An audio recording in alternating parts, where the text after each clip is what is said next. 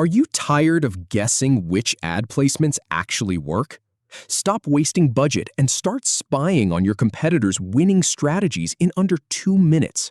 First, I'll show you how to access AdClarity inside Semrush, then walk through the key reports so you can immediately apply this to your own campaigns. First, head to the Semrush Folders section. Then, click on the Advertising tab to access the advertising tools. Now, from there, select AdClarity to open the AdClarity module. Take a moment to review the information presented here. When you're ready, click on Try It Free to start your trial. Finally, subscribe to the plan that fits your needs. If you have any feedback or if any info is inaccurate, please leave a comment below. We'll do our best to answer or redo the video if needed. Thanks for watching.